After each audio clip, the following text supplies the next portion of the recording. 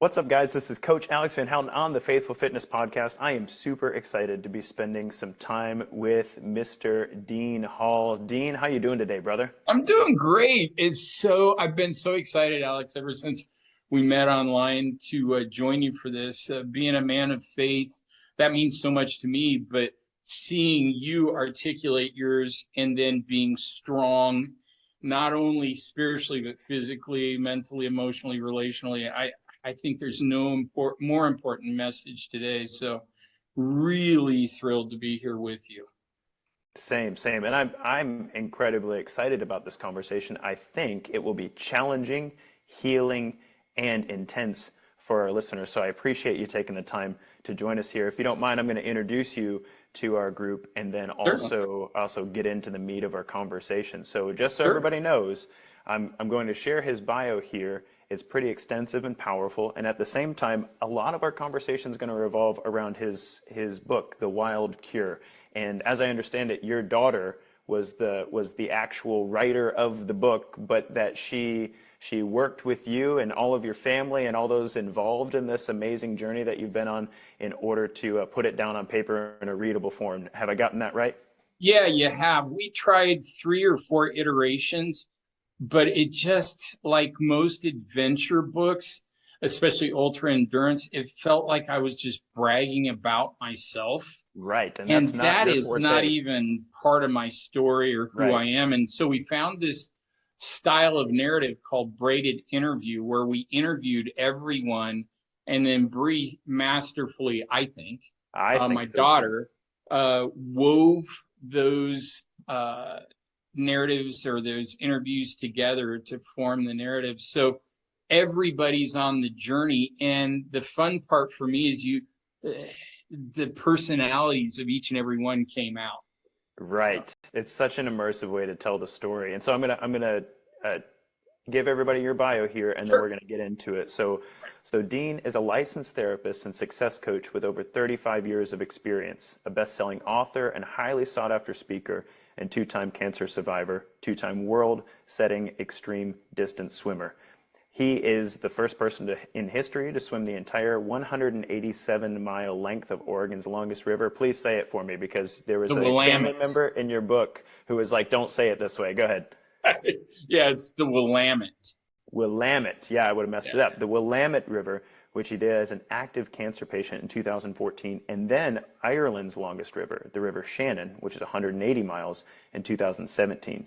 Dean's unexpected radical remission, I would say even healing from his cancers as a result of his immersive adventures in nature, inspired him to create his organization, The Wild Cure Way. His mission is to help individuals leave behind the confines of concrete jungles and digital distractions to rediscover the transformative healing power of nature. As the creator of NATURA, a pioneering wellness evaluation that blends nature immersion and advanced therapeutic techniques and AI innovation, he provides a personal pathway to holistic well-being. Through NATURA, participants are empowered to embrace the wild waters and open spaces in their part of the world as profound sources of healing for mind, body, and spirit. Dean, thanks so much for being with us. I have so many questions. So I bet that you that do. yeah, I'm so stoked. I'm so stoked. And Yeah. as you could probably tell from just our online interaction, then also within our social media content, getting deep into God's creation and spending time there and not just like seeing it, but experiencing it, feeling the water and breathing the air and climbing the trees and all the stuff that nature has been a very deep part of my personal story and journey with Ehlers-Danlos. So just from me to you, I just wanted to say thank you for working so hard to share this story because it's such a deep and important part of connecting with the heart of God through creation, but also for bringing out whatever is natural in us that can and does perform miracles on a regular basis. So faith plays such a powerful and important role in your life. And in your book, while there was mention of like prayers for safety and there are so many times where you're like, I didn't know what to do, so I paused and prayed and I prayed for 2 weeks and I felt like God was leading me in this direction. You speak about it, but I don't know your faith story. So I know it could be a long story, but if you could give us a brief testimony of how Yeah, you sure. came to faith. I was fortunate. I tell everybody I hit the lottery when it comes to parents, because uh, not only were they committed Christians, very loving, kind Christians to us three kids, but they loved each other. Mm, In the 60s, you didn't see too many parents really enjoying each other and committed to each other in a loving way. It just my friends thought my parents were really unusual because my dad had chased my mom around the house, and they would my mom, little tiny 5'3", maybe she says she's 5'3". I think she's 5'1". But she's stronger than all of us. She didn't want to be, my dad's a mountaineer. My grandfather was a mountain climber as well. My mom didn't want to be left behind, so she took up climbing mountains as well. And in wow. 1954, she was on the front page of the sports page here in Oregon, because women just didn't climb. And she climbed the highest mountain in Oregon. And it's just such a cute picture. And But that's Miss Alice in the book, correct? yeah, that's Alice. Yeah, Alice, yeah. yeah, And then Richard's your father, correct? father, right. And anyway, we were the type of believers that, man, if the church doors were open, we were there. So we were there almost every night of the week, it seemed like. Definitely back in the day, it was Sunday school that Hmm. started at 8, and then church. And then we'd go home. Many times we'd eat quickly, and then my folks would take us out because we're only 10 miles from the Columbia River Gorge, which is one of the most gorgeous places on earth. It's got Mm, like 15 waterfalls that are gigantic, wow. and just beautiful scenery. And we'd hike all afternoon, and then come in for church Sunday night. And then we were there Wednesday night, and then many times youth group had Bible study on Thursday nights. Mm. Uh, if I hadn't had that, I tell people I probably would have ended up in jail, um, because I was kind of a wild, crazy kid. But Mm. the combination of that kind of committed faith, and it was a small church, just a little community church of about 100. I think we topped out at 150 at one time. But it was the most, looking back, it was the most loving community. It was like just a big family. We Mm. all would get together for New Year's Eve. Most holidays, we'd have a potluck, like a big family dinner there at church. Most of the men would come to my ball games, Wow. and then talk to me about them excitedly. I Yeah. look back at it now and I'm like, why were they so excited? It wasn't that big a deal, but it was to them, and they made me feel seen, heard, important, and loved. Mm. And I just don't see that happening, sadly, in most churches now, but Mhm. especially the men. I don't see them reaching out to the kids or participating in their lives, Mhm. Mhm. like the men in my church did. As a matter of fact, we had one old guy that I just adored, and he died about 10 years ago. By this time, I'm 55. Okay. And I finally just put it, an old buddy that grew up with me was there, Steve Crane. And I'm like, Steve, what are you doing?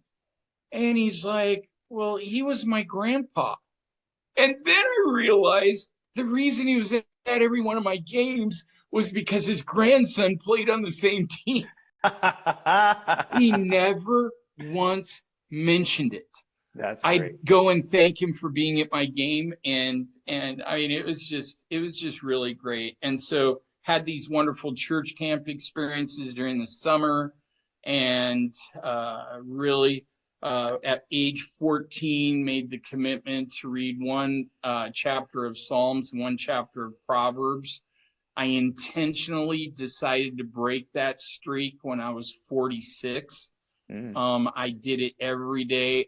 There were a couple times because of sickness I was unconscious, but every day I was conscious.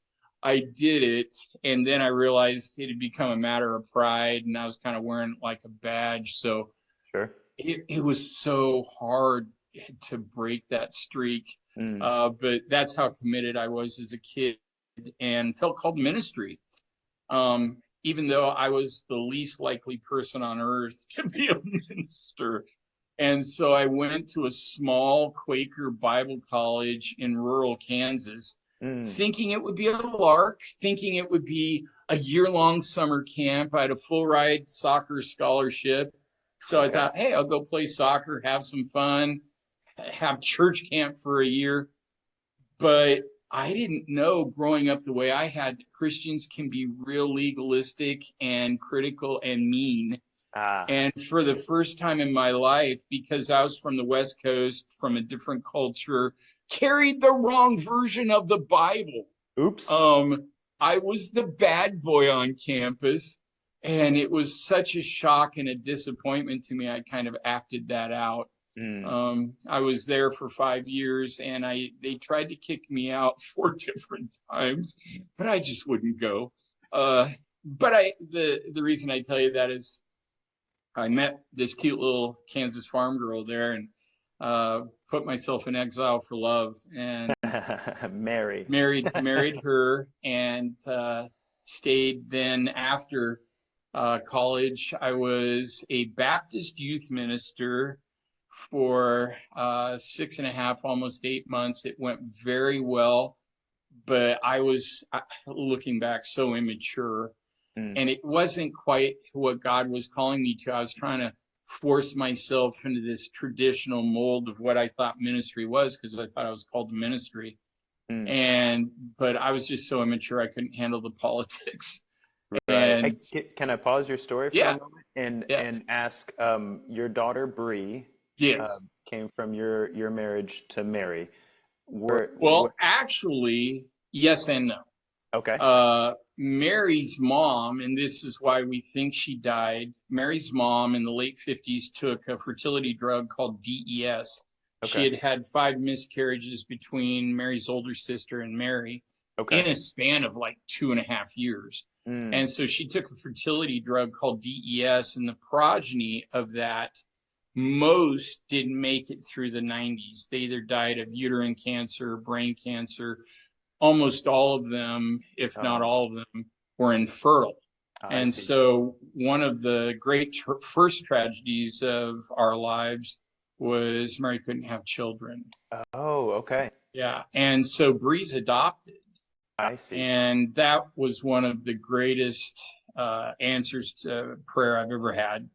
So I was curious about that specifically because throughout your story, there's a theme of the spirit of the Father, and we can define that more in a moment. But as you were Mhm. speaking about your history and faith and church, I was reminded of Malachi 4, where it says that in those days, the hearts of the fathers will be turned toward their children, Mm. so that I will not bring destruction upon their land. In other words, that God moves in the hearts of fathers and grandfathers to pass on something powerful and important with intention to the next generation.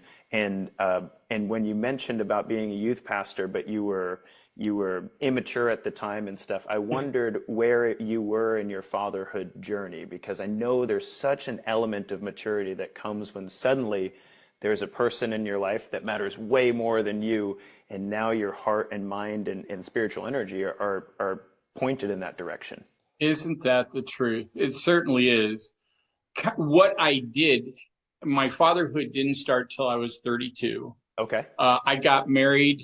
I tell everybody I'm not sure I was even done with puberty yet. I was so young. We got married just before I was 21, Okay. which sounds obscene nowadays. It was pretty much typical for my generation. Mm, I just turned 65. And so I'm the tail end of the boomers. okay. And we all got married way before we should have, way before we were ready. I am quite sure. thankfully it turned out really well. But we were married for 13 years before Bree was born. Mm. And very quickly I asked God, hey, I feel called to ministry, but man, this is really not working well. What do I do? And so I went back for a year and finished my teaching degree. Okay. And because I saw teaching school as the most practical form of youth ministry, because the kids had to be there.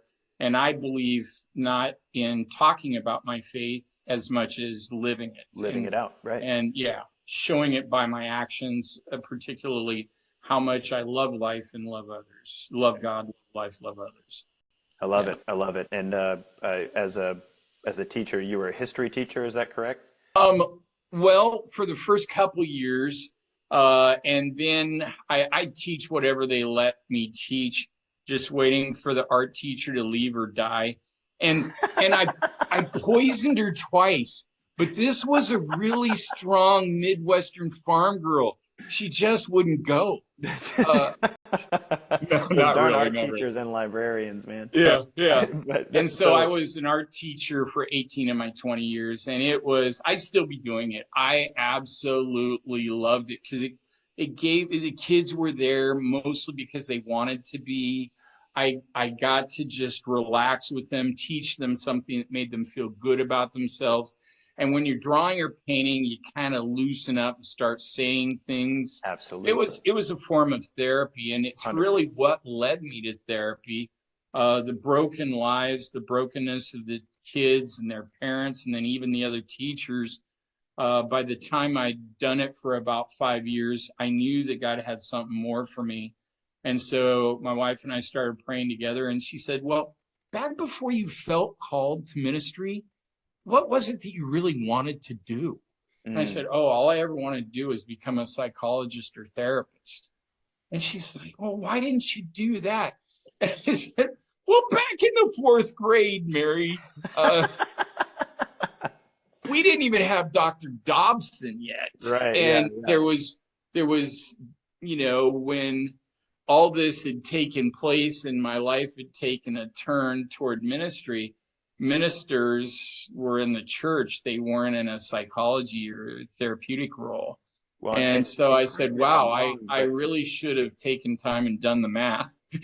well, and um, correct me if I'm wrong, but at that time there was I have a background in psychology. oh, did That the I would say the field of psychology and therapy was kind of inundated with a lot of Freudian ideology, and so outside of there being like a scientific practice, and I'm not dissing Freud, but there Oh, seemed you to be a feel free. very it felt like a very, in study, it felt like a very big chasm between those who walked in faith, let's say, Right, and then those who practiced psychology. It was almost right, like the two did not overlap, even though I would argue nowadays it's extremely important that we have an intelligent therapeutic practice that's informed by science, not right. subject to it, but informed by science, that is really helpful in counseling and shepherding the faith. That's well said. Yeah, I that's been my experience as well, experientially, since I was alive in the 60s and 70s, and I'm pretty sure you weren't. And I was not. There's an apple in my father, Um, a twinkle in my yeah, father's no, eyes, they say. yeah. I I saw even in school such a heavy either behavioral or Freudian, but both are steeped in atheism. Absolutely. And that just wasn't me. And so that's kind of what made me hold it at bay. Hmm. But then as the 80s came along and Dr. Dobson and this whole field in the mid 80s of Christian counseling started to burgeon, then it became an alternative for me and a good one. And Wonderful. so I was fortunate enough to go to Friends University in Wichita, Kansas, and two of my most beloved mentors, just brilliant men, came in that same year. Both of them very stable, very strong in their faith. Both of them mirroring the masculinity and manhood that I'd gotten to experience as a child in Mm. my church, uh, where they were strong. They weren't afraid to say their opinion, but they weren't violent. Mm-hmm. And Mm-hmm.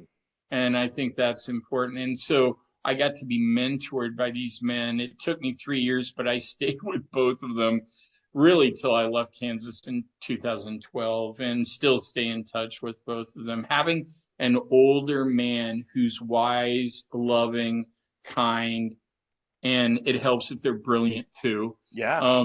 is just, I think, so overlooked as men Mm-hmm. for us. Yeah. And for our growth. Mm-hmm. Such a Yeah. gift. I was actually touched deeply by just the way you described your relationship with your father, who sounds like, I know every father has their flaws, but Yeah. it sounds like a man that you really look up to. There were several times I had to pause. I had tears in my eyes, pause because Mm, I have two boys. I have a 9-year-old and a geez. 6-year-old.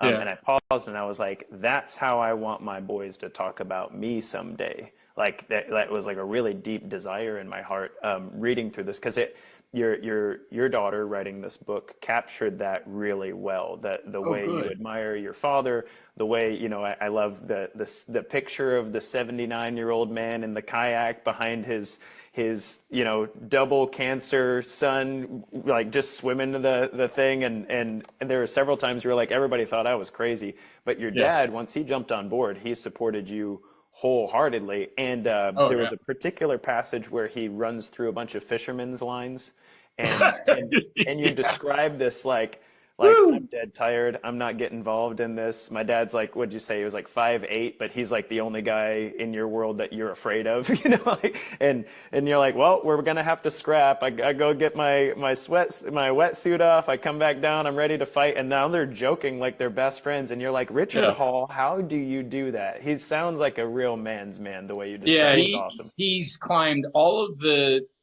peaks on the West Coast, many, like Mount Hood, which is only an hour and a half away. It's the tallest mountain in Oregon. He's climbed like 30, 40 times. Climbed Wow. it the first time when he was 9 years old. So he made sure I did too. Mm. And he's run most of the world's major marathons. He ran the Boston when he was 46 in 3 hours and 8 minutes. Wow. Yeah, tough act to follow. Tough. And for years, as I became a scrappy teenage kid, and because he had been a Marine Corps drill sergeant the first 4 years of my life, literally, it was kind of old buck versus young buck stuff. Sure. But that within 10 years, once I finally grew up a little bit and got to see how fortunate I'd been, it changed and changed forever. And I couldn't have done the swim without him. Mm-hmm. And a typical Richard Hall story is in order to swim a river, you have to have a kayaker or a guide boater, and they've got to be in front of you, because you can see about a quarter of a mile in front of you when your face is down in the water, and you can see about 10 yards in front of you. But particularly if the current's going very fast, danger is always about 30 to 50 yards in front of you, and you can't see it. Mm-hmm. And so a guide boater picks your line and warns you of trouble and keeps you safe. And so all I had to do is keep my eyes on the back of his kayak and follow it, and then Mm-hmm. do what he told me to do. And that was pretty easy. But I had six kayakers, all of them pretty well known rescue boaters, and 4 out of the six, 2 months before the swim, bailed on me. They're like, Dean, I just can't do it. Sorry. And it was all in the space of 3 days. Boom, boom, boom, boom, boom. And I'm just pulling my hair out thinking, what am I going to do? Mm-hmm. And I talked to my dad because he's my go-to guy for wise counsel. And the next day he calls me up and he's like, I know what I'm going to do. And that's exactly how I sounds. I do a good Richard Hall. He's like, I know what I'm going to, I got it all figured out. Oh, okay. Who are we going to call? You don't have to call anybody. I've taken care of it. Well, how have you taken care of it? I'm going to do it. Oh, you're going to take one section? Great. We'll still need three others. No. What do you mean, no? No, you don't, you can tell the other two to forget it. I'm going to do the whole thing. Dad, you're 79. Doesn't matter. Dad, you've never been in a kayak. I'll learn. I'll learn. Okay. Okay. Yeah. That's awesome. That's a really good monologue, by the way. You should also have put acting into your belt. Yeah, that was good too. But that's exactly how he comes across in Yeah. this book is just not gruff in a bad way, but just Yeah. that rock. He actually describes himself as a rock, which I thought was just brilliant. But that rock that like he's not going to let you fall backwards, but he's also not going to let you pussyfoot around either. Like he's a very forthright guy. So I really enjoyed that very much. Oh, It good. was deeply meaningful to me. But I did want to ask you about your fitness prior to this because Sure. we're 30 minutes in. We haven't even gotten to talk about the miraculous swim and Right. and what that did for your mind and body and what that's done for your therapeutic practice. But I wanted to Sure. give the listeners just an understanding of briefly of your fitness history prior Hmm. to swimming this far because as I understand it, and correct me if I'm wrong, it's your story to tell. As I understand it, 3 years after your wife had died, Hmm. racked with grief and diagnosed with two different types of cancers, lymphoma and leukemia. Right. That is the state that you swam in. However, prior to that, you had been very active in your life, that Right. you had actually accomplished, as I understand it, a triathlon, maybe even, like you said, your dad made sure you hiked the mountain when you were 10, 9 years Yeah. old, that you got to stand on the mountaintop like that. My poor kid has also experienced that sort of thing. Nice. And Yeah. he's very welcome. But at the same time, this fitness was not a new thing to you. You reclaimed it, it seemed, but it was not a new thing to you. Can you help us understand what fitness was like in your life prior to Oh, this? you couldn't grow up in my family without fitness being a priority. My parents were the only people I knew in the 1960s who had a home gym. The Wow. old metal cast iron weights, you know? Yes. Yeah. And even mom would go down there and pump iron. Uh, Dad, like I've told you, was a runner. Every summer we'd climb two or three mountains as a family. Mm. As I grew up, older and older, my brother wasn't as interested. He's more studious. He was kind of the golden child. He never broke a rule. I was the exact opposite. So to channel that energy, Dad would take me out and we'd climb or hike together. And then that's all I ever wanted to do. Dad had several friends who had climbed Everest, which wasn't as typical back in those days. Hmm. And a couple of them were sponsored by National Geographic. They Hmm. just go around the world climbing and doing really cool things. So that's what I really wanted to do in life. And then I fell in love with soccer. And I became absolutely obsessed with it. I saw an old guy wear a T-shirt not long ago that says, "The older I get, the better I was," and that kind of explains my soccer career. But I was first team All State for 2 years in a row, and I was on the first Nike sponsored team, and they took us all over England. We got to study under the Premier League guys at Liverpool and Manchester and Birmingham, Mm. and they humbled us greatly. Uh, but so, and I don't know, kids soccer anymore isn't as brutal as it was back in the 70s. One of my teams used to chant mud and blood. That probably wouldn't happen anymore. But yeah, I and think I then think they when I, call that bullying today. and it probably was, sorry, Uh, but it sure was fun. And I'm And curious. I don't yeah, mean to interrupt your story, but I'm no, go curious ahead. about this point. You have a moment where you describe getting back into the water Right, to the pool, and your doctor's like, "Hey, you don't need to be in any public pools. Like your right. immune system's weak," and you're like, "Whatever. Like I'm not gonna." I think what you said is, uh, "I can't. What do you want me to do? Die on the couch watching Wheel of Fortune? Like no, I'm going in the water." So, but you have Right. this moment where you describe pushing off the wall on your first Mhm. lap. Right.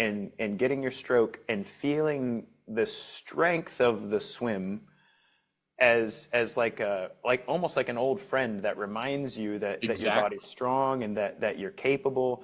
And it's so crazy. That's how I feel about running. I was told Really? in my early 20s that I'd never run again, and I'm very stubborn. So I'm like, Wow. I'll show Good for you. you. Like I think in a way I'm still running today Oh, to sure. show you, you know. But at the same time, I feel that. I feel that motion, that thing that the muscle memory has implanted in me, that it's still strong in me no matter what mood I'm in, whether it's cold Sure. outside, I'm in a crummy mood, I'm hungry, I'm angry, I'm happy, whatever. But this is a constant feeling. I'm curious for you. I loved your description of it. I understand that, and I see Hmm. that in many clients I've worked with over the years. But I'm curious for you why swimming was that for you and not necessarily running. I have a few thoughts, but I'm curious why that came to life for you in those moments when you began to train for your long swim. Yeah. I really, I'm from Oregon, only an hour away from University of Oregon. Actually saw Steve Prefontaine run. Um, Whoa. yeah. Okay. Uh, as a matter of fact, he was so important that when he died, I was in high school. I was a freshman in high school. Our school principal got on the intercom and says, I realize Pre died. I know how all of you are taking it. This is a school of 4,000 kids. Wow. Um, if you need to take the rest of the day off, feel free. Okay. Mass exodus. Mass But exodus. We're out. all the girls were crying. I mean, it was a big thing here in Oregon, and we were the home of Nike and the running boom. Hmm. And so I did a lot of running, but I just couldn't get down to the sub fives or right around five. I could always run right around 5:15, 5:30, but that's not very competitive. So you were a good runner, but you weren't like I late was competition. Yeah. just a little above average, Hmm. but Hmm. I wasn't standing on any podiums. Sure. And then I got into triathlon. Okay. And because I'm a fairly good swimmer, fairly strong, natural there, and I'm used to be a really good biker because I had these massive thighs, from soccer. And so I would come out usually 10 or 15th out of the water, and then I'd pass everyone on the bike.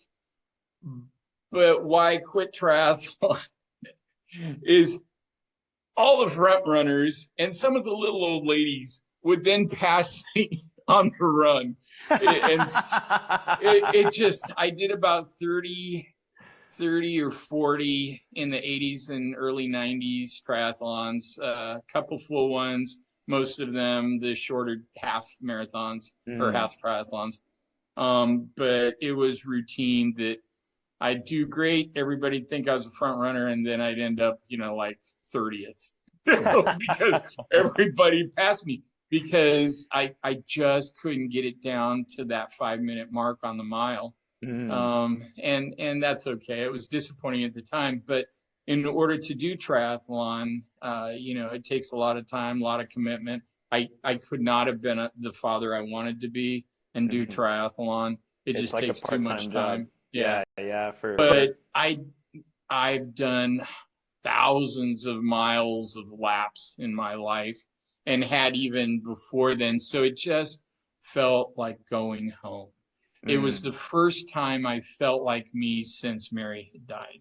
that makes such a big difference in life, especially if you're Hmm. wrestling with grief or illness or disease, to have the opportunity that there's this thing in you that existed before the difficulty that you can come back to. And for me, in my practice that I work with clients, I often find that if we can find that thing that makes you feel like you, that you remember. Usually it's movement based. I've found that to be very, very Hmm. important, whether it's Right. hiking, swimming, cycling, running, like it usually has something to do with this Or movement that even I use. gardening. Even gardening, that's a great Yeah. example. Yes, Hmm. exactly. And you're like, I feel like myself in Right. this thing. No matter what's going on in the world, Right. I feel like myself in this thing. I thought that was beautifully articulated in the book, but also I think that's a significantly important part of this whole healing journey. So if you would, I don't want to retell the story. Like if you want the Hmm. story, the links in the show notes. Go get the book and read the story. It's very Please. powerful. But you swam a river nobody swam before, Right. 187 miles, Right. and you started with cancer and Right. you ended with one of those cancers no longer in your body. In fact, the doctor, Right. I'm not going to read the quote necessarily, but the doctor who diagnosed you with cancer, the leukemia, you went Right. back to that same doctor and he said, if I hadn't done the diagnosis, I would tell you now that it was a misdiagnosis and there was no cancer in your body. I've never seen this happen in my 30 years of practice. So I really believe that there's something to the idea that you had the opportunity to feel like you and that you were deeply driven. I am going to read this. Sure. You're deeply driven by the Spirit of the Father here when it says, this is in the acknowledgments, way in the back. It Hmm. says, saying to your daughter, you are the reason I fought to live full volume when all I really wanted to do was die quietly.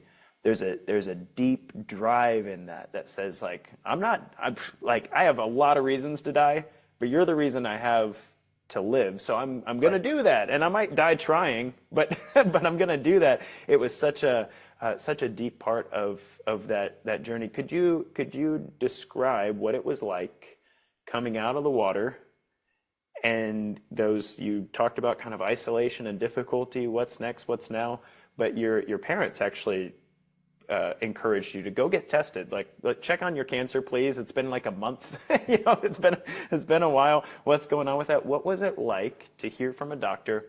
As far as I can tell, this is a miracle, man. Yeah. Well, at first it was terrifying because he was gone. I went to the world's number three researcher in chronic lymphocytic leukemia. And Western allopathic lore is that once you have CLL, it never goes away. You just manage it. Someday it kills you. Hmm. Uh, but he was gone. Usually, I'd talk to him a little bit. He'd go read, come back in 20 minutes. An hour later, he hadn't come back. And both with my wife and then in my prior cancer journey, that was never a good sign.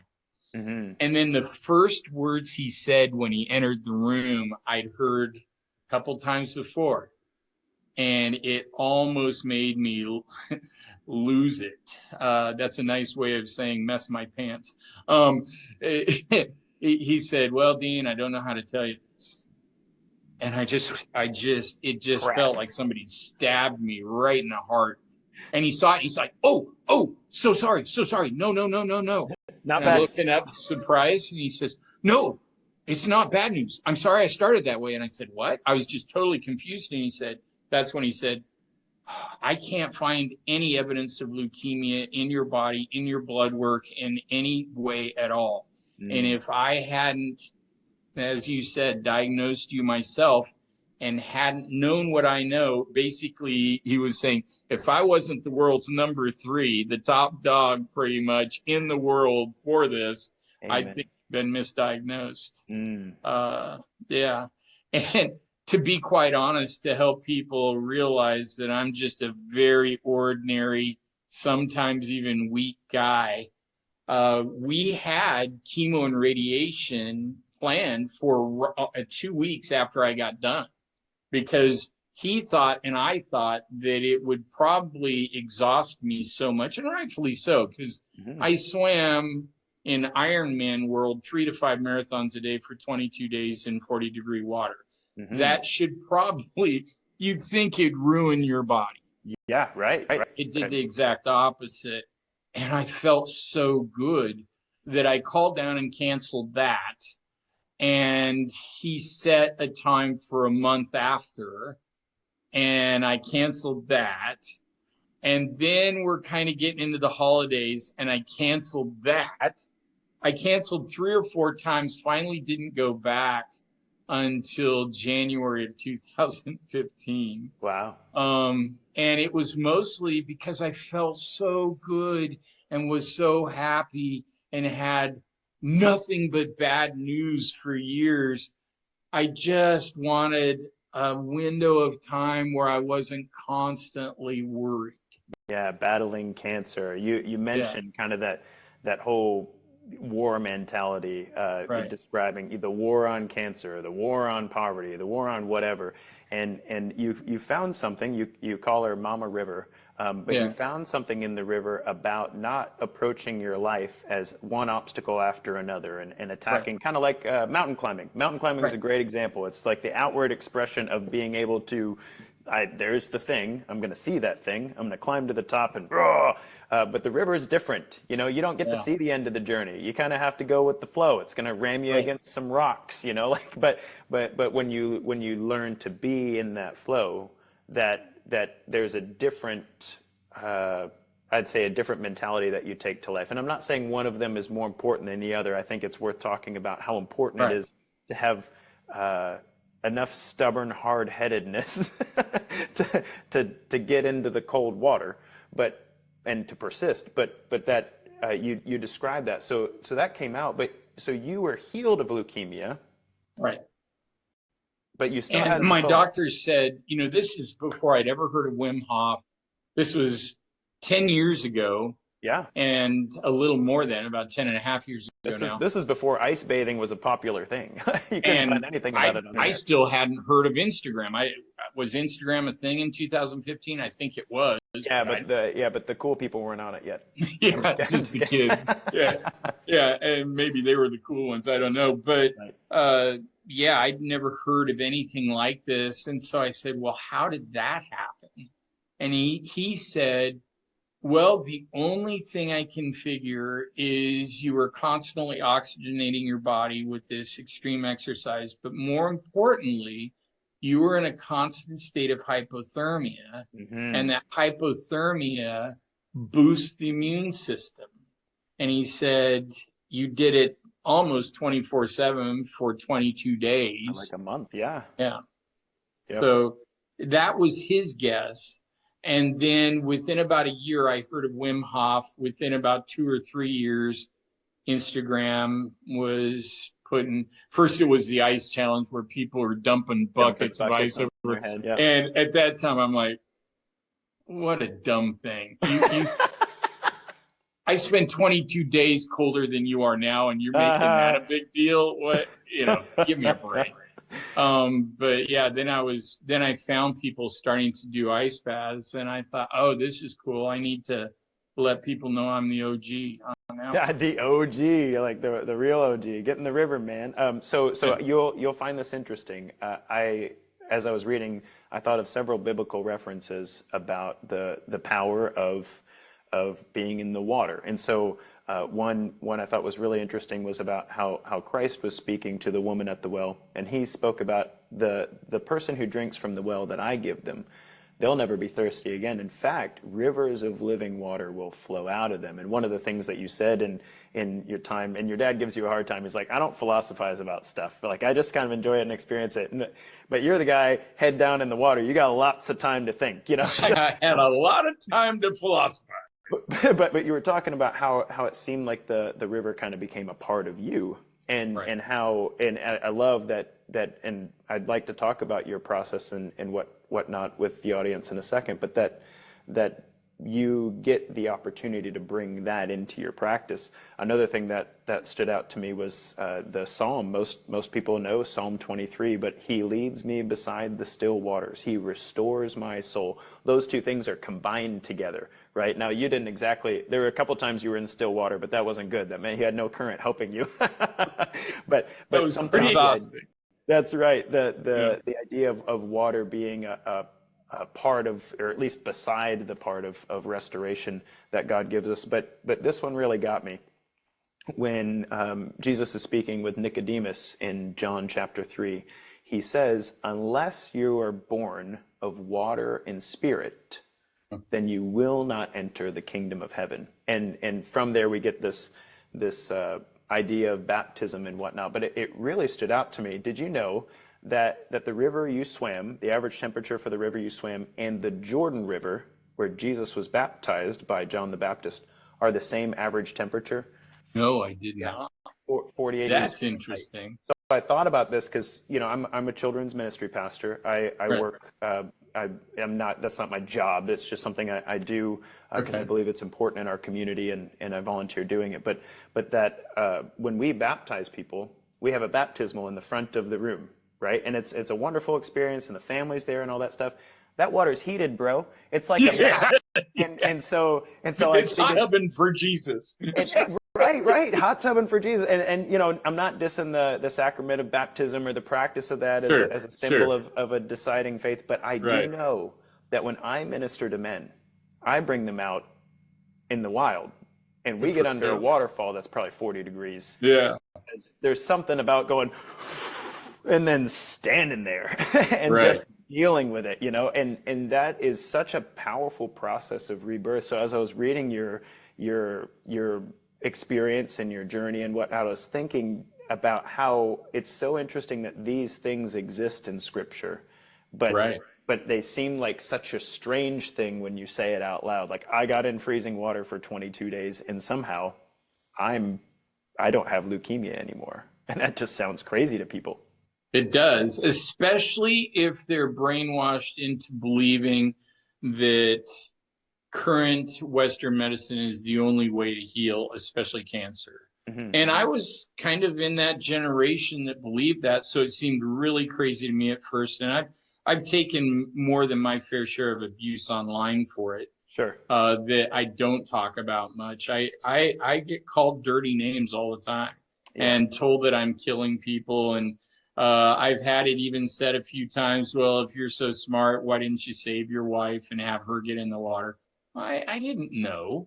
And Sure. would it have helped? I don't know, Sure. Well, but and to that point, and first of all, from me to you, haters gonna hate, man. I'm so yeah, sorry.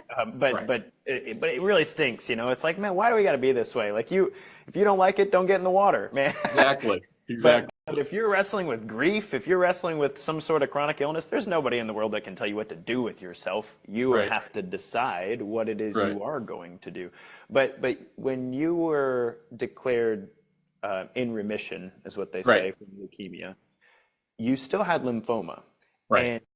and you made a decision to go out in the woods one day a week for what, a year? Something like that? Can you what do you Well, do in that the woods, was man? yeah. Well, my doctor, Juanario Castro, down at University of California, San Diego, and I both thought that the lymphoma would kind of dry up and go away, because now it wasn't, being stressed by the leukemia. But the Hmm. exact opposite happened. It just took over and got really aggressive. I had over 70 lymph nodes that were swollen. Wolf. And if you look at some of my pictures, my lymph nodes under my jawline were past my jawline. I had one under my right armpit, the size and shape of a hockey puck. And that's what Castro called it. He's like, how's your hockey? Um, and then all down my core and groin, there were just, it seemed like hundreds. There were about 70 that we counted, Mm. which is a lot. Yeah. And I thought, again, he was pushing me to do chemo and radiation. And I told him from the start, as I did he was my fourth oncologist. I told all of them that, hey, I'm the boss of my body. You're my expert consultant. You're going to know more than I'm ever going to know. Please don't hear me being disrespectful, but you're not going to live with my consequences of doing what you tell me. So you're 100%. going to tell me what you think, but I'm going to make the decision. And here's what I'm going to tell you right off the bat. I see chemo and radiation as the atomic bomb, and nobody goes into war in the first battle and drops the bomb. And they're like, oh, never thought about it like that.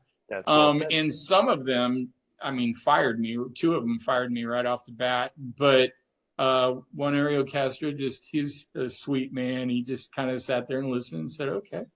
And then let me kind of decide for myself. Well, he was pushing me again. He's like, your numbers are getting critical. You need to do something. And I said, well, nature healed me once. Give me 2 weeks to see if I can find something. So I did a massive internet search and found forest bathing and the research that Dr. King Lee from Japan, a scientific researcher and doctor.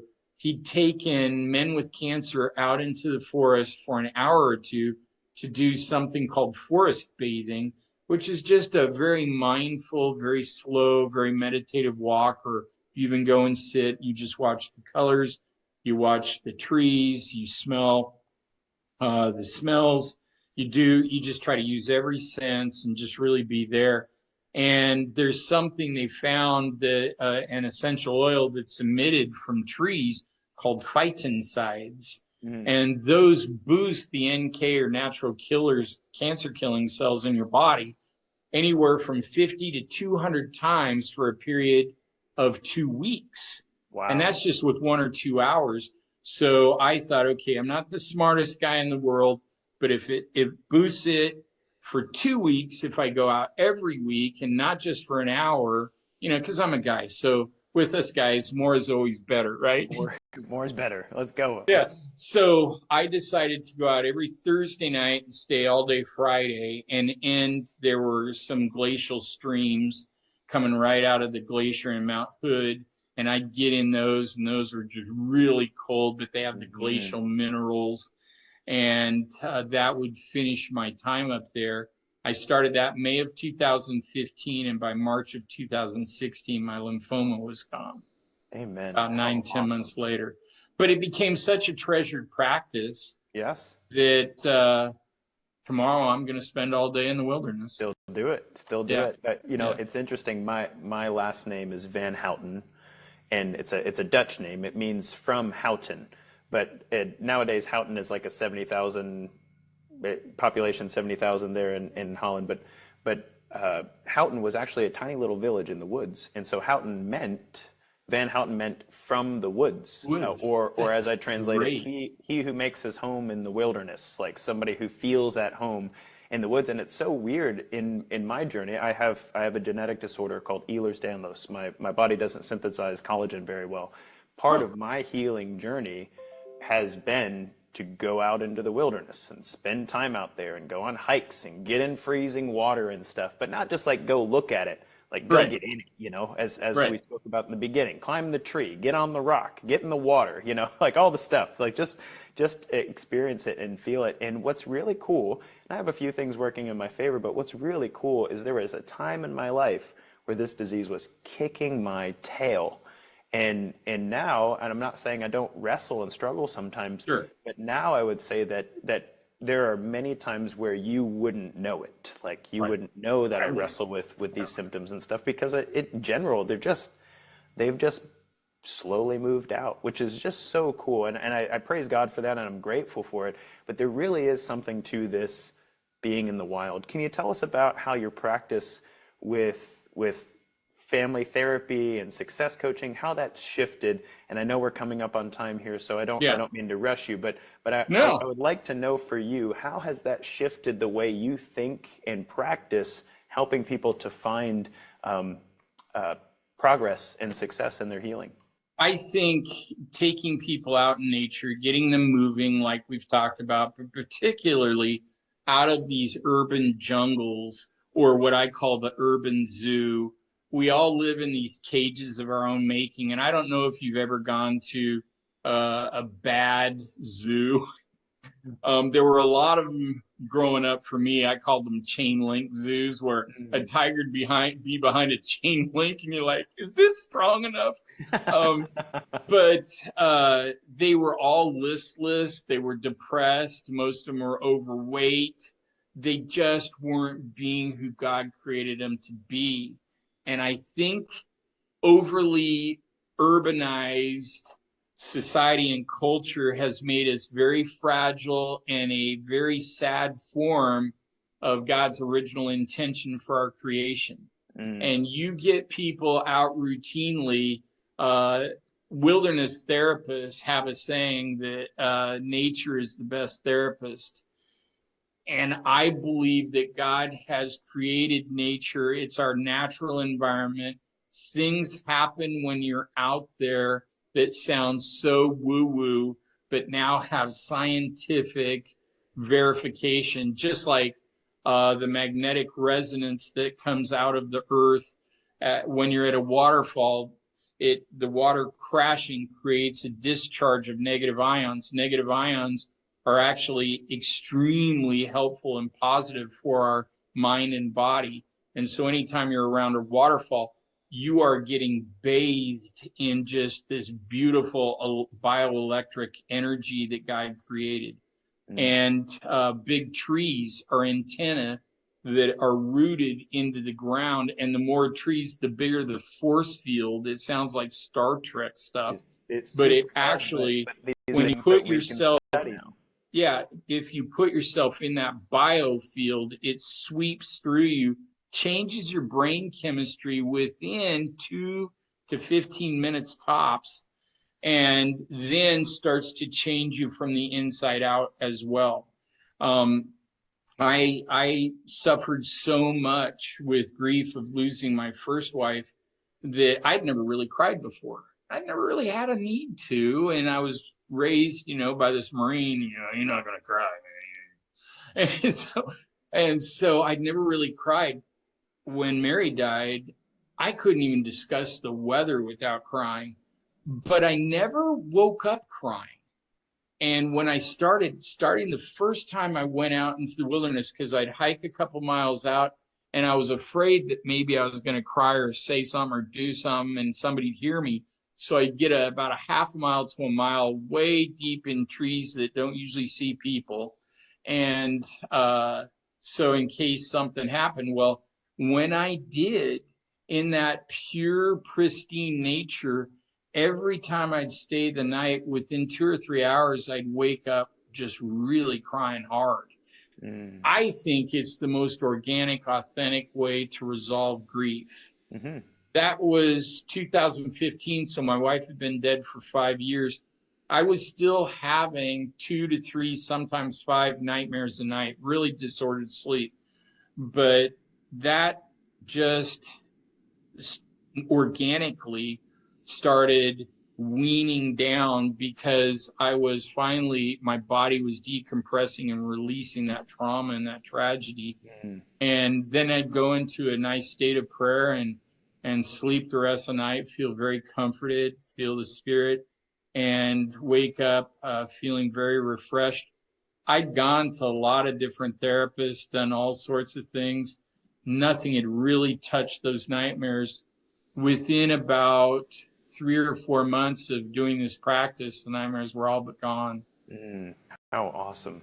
I really feel like I could talk to you for another hour easily, but I want to respect your time and I also want to respect the listeners' time. Sure. So before we talk about how people can get connected with you and Right. also that piece, I do want to address one very small thing, and that is if somebody's listening to this conversation and they're not quite as at home in the wild as we are.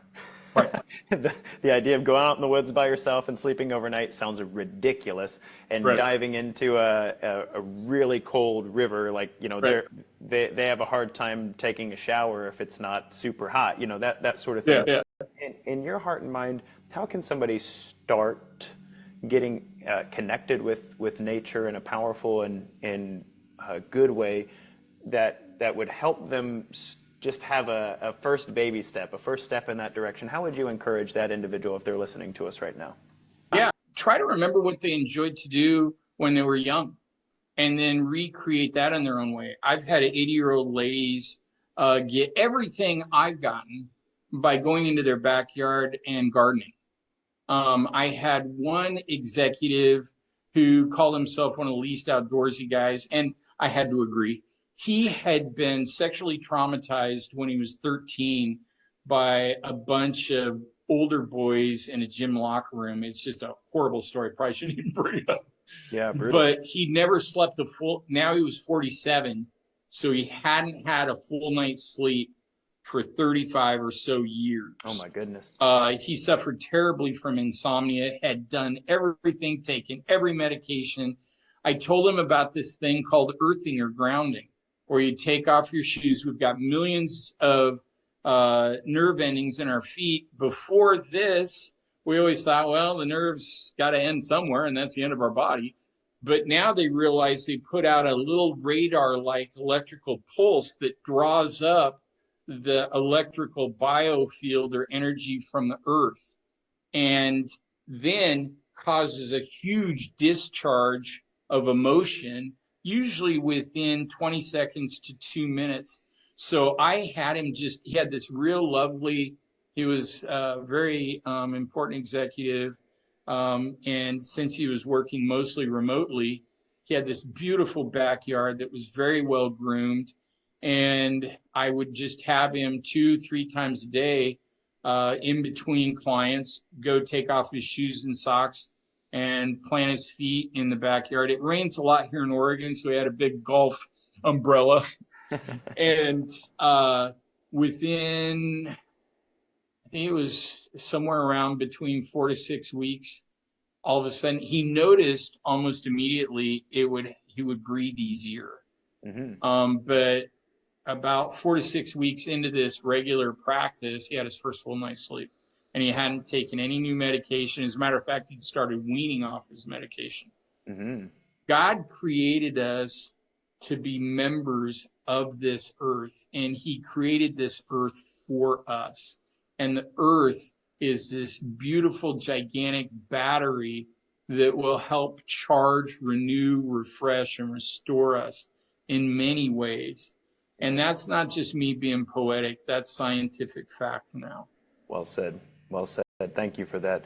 I want to invite at this point, I think it's pertinent, we have a couple more slots for a wilderness men's retreat we're doing in the mountains of Colorado. Oh, that's so cool. If we have any men listeners who are into that, we have just a couple spots left, so you can find that link in the show notes below. But I want to direct everybody who listened to this and found this powerful and helpful.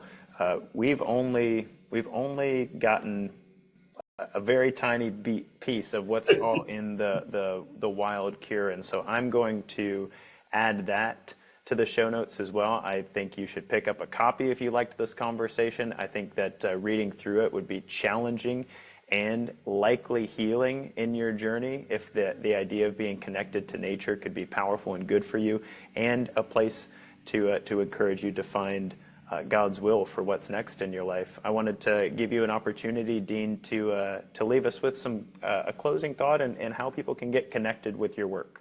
Yeah, the closing thought is I believe God put an instinct inside of us to be us, and he's given each one of us a message and a mission.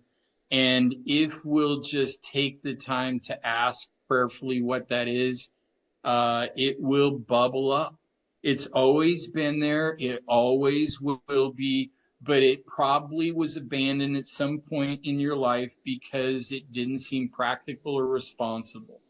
First time I wanted to swim the Willamette, I was 24 years old, but I was trying to save money to buy a house. It didn't seem practical to take 3 weeks off to swim a river. And I didn't know how I'd make my house payment if I did. And so I abandoned it for 30 years. Don't make that mistake. Don't wait till you're an old man or a beautiful older lady. Do it now. God will give you the power, the strength to do his will, because your impossible dream is his will. Yeah. Well said. And if you want to get a hold of me, you can get on my website, thewildcureway.com, or you can, as cheesy as it sounds, forgive me, I almost crossed myself and I'm not Catholic. You can talk to me on Instagram. I made it a spiritual promise to myself years ago that I'd never think I was so big or important that I wouldn't answer every DM. I have had to hire somebody to help me with that. But if you have a legitimate question, you get one of my team members say, hey, Dean said he talked to me. Could you alert him? But most of the time I'll catch it because I'm on there all the time. But I'm getting thankfully hundreds of DMs now a day, and I try to answer all of them. Wonderful. So Wonderful. it's Dean Hall Official on Instagram. Awesome. Yeah. We'll make sure that we drop each of those links in the show notes too, if somebody's looking for those. Dean, would you mind if I closed us here in prayer and then, let you go? Please. Okay. Please, if you're listening, bow your heads with us. Father God, thank you so much for this day. Thank you for the opportunity to get to know my brother Dean better, and thank you for the incredible journey that you've led him through in his life. God, I pray your blessings on his ministry and the opportunities that he has in front of him to help others to walk in your way, to find healing and restoration, and also to enjoy the amazing creation that you've blessed us with. God, I pray also that you'll bless those listening to this conversation. I pray, Lord, that you'll give them the grace and the courage to take steps of faith that will put them right where you want them to be, and that you will heal their mind and their body. We love you, Lord. In Jesus' name, amen. Guys, Thank this has you, been Alex. Coach Alex. You got it, dude. This has been Coach Alex Van Houten in the Faithful Fitness Podcast. You guys know what I'm going to say next. Until next time, train hard, but pray harder. Hey, if this episode helped you, share it with someone who needs to hear it. And don't forget to subscribe and leave us a raving review so more people can find Faithful Fitness. Oh, and my dad's new devotional is almost out now. You can grab a copy for yourself and then join our free community at Better Daily by clicking on the links in the show notes below. We all have a cross to carry, but it's lighter when we do it together. So check out both links in the show notes. Don't be a big mo Bob, just do it. Until next time, don't forget, train hard and pray even harder.